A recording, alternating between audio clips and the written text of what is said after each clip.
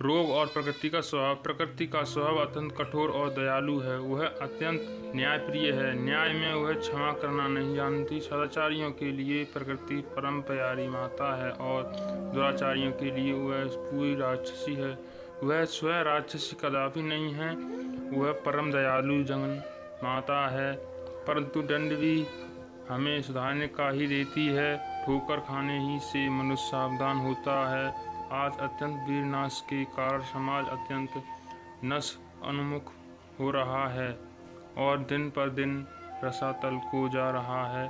चाहे तुम कितने ही अंधेरे में और कितने ही चालाकी से विनाश करो, अपने को कितना ही सुरक्षित व बुद्धिमान समझो और कुकर्मों को छिपाने की कैसी भी कोशिश करो, परंतु वीरनाश होते ही मृत्यु तत्काल तुम्हारे द्वार पर आ ही जाती है और तुम्हारा इंतजार करती है। प्रकृति माता अपने हाथ में दंड लिए तुम्हारी वह नीच कृति देखती है तथा प्रत्येक बूंद के लिए तुम्हारे मर्म स्थान पर कठोर दंड प्रहार करती है। ज्यों ज्यों तुम विनाश करोगे त्यों त्यों वह तुम्हें मारते मारते बेदम अधमरा कर डालेगी। तब भी यदि नहीं चेतोगे व सुधरोगे, तब अंत में तुम्हारा इंतजार करती हुई मृत्यु की ओर तुम्हें सड़े फल की तरह फेंक देगी, तुम्हें उठाकर नरकुंड में बिठा देगी। आज कितने ही तरुणों के बदन पर हम उन डंडों की चोटों के गहरे निशान पर देख रहे हैं।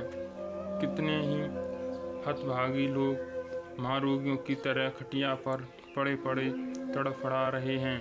कोई गर्मी से पीड़ित है, कोई फिर भी उन निशानों को लिए हुए समाज में इधर उधर झूठे ही छाती निकाले कर ऐंठते हुए अकड़ कर घूम रहे और मन में राम का नहीं किंतु काम का जप कर रहे हैं। अब कहिए ऐसे लोगों की क्या गति होगी। बहुत से बालक तो ऐसे दुर्गति को पहुंच गए हैं कि उन्हें भात तो क्या दूध तक नहीं पच सकता, पाखाना भी साफ नहीं होता।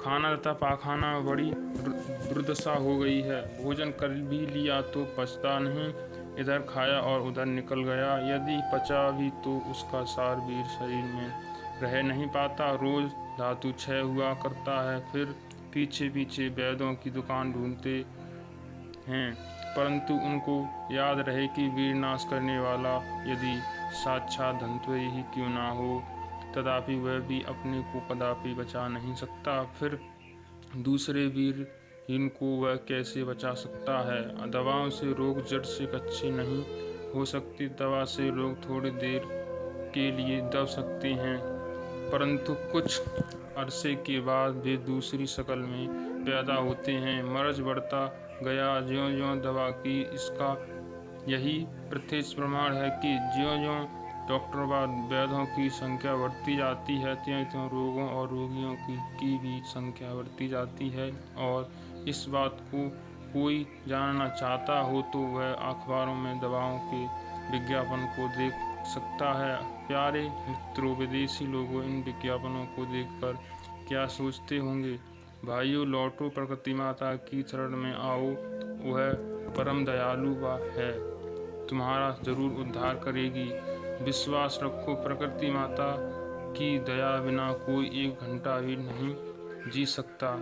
नाक, मुँह, कान, मल मूत्र इत्यादि द्वारा, बल्कि रोम रोम से वह हमारे भीतर का संपूर्ण जहर हरदम बाहर निकाल कर फेंकती रहती है और हमें चंगा बनाए रखती है। अतः हमें चाहिए कि प्रकृति के पंच अमृत का अर्थात शुद्ध हवा, प्रकाश, पानी, भूमि व आकाश, इनका रोज यथेष्ट पान करें और कुकर्मों को त्याग कर सुकर्मों द्वारा अपना पुनरुद्धार कर लें। हमारा उद्धार हमारे ही हाथ में है। वस्तुतः हम अपने डॉक्टर हैं, गुरु हैं। सचमुच हमको अब जरूर संभलना होगा। जलते हुए मकान से बाहर निकल आने में ही बुद्धिमानी है, उसी में जिंदगी है।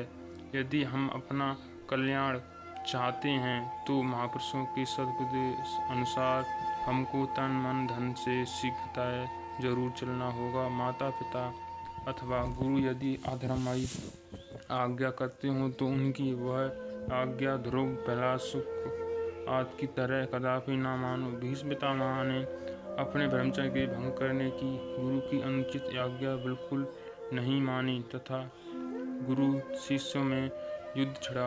अंत में परशुराम जी को उस महान प्रतापी अखंड ब्रह्मचार्य धर्म प्रतिज्ञा भीष्म के सामने हार माननी पड़ी। क्या ही ब्रह्मचर्य का प्रताप है। हमको भी अपने ब्रह्मचर्य के पालन में अब ऐसा ही दृढ़ प्रतिज्ञा होना चाहिए। धैर्य न टूटे, पड़े चोट सो घन की, यही दशा होनी चाहिए निज मन की। सचमुच हृदय से चाहने वालों को जैसी बुराई सहल है वैसी भलाई भी सहल है। अतः मनुष्य को चाहिए कि वह अपने दुर्वृत्त मन को हठपूर्वक व विवेकपूर्वक विषय से हटावे। बुराइयों एक एक दूर नहीं हो सकती, यह बात सच है, परंतु पुरुषार्थी पुरुष के लिए संसार में कुछ भी असाध्य व शक्य नहीं है। हृदय से सुचित प्रयत्न करने पर सब कुछ सरल है। अभ्यास से असाध्य भी साध्य हो जाता है। बड़े बड़े अफीमाची और शराबी भी अपनी मात्रा को थोड़ी थोड़ी घटाते घटाते अंत में व्यसन मुक्त हो गए हैं। इस बात को कभी ना भूलो। वैसे ही हम भी सुधर सकते हैं। हर हर महादेव। वीडियो अच्छी लगे तो लाइक करें, चैनल को सब्सक्राइब करें। धन्यवाद।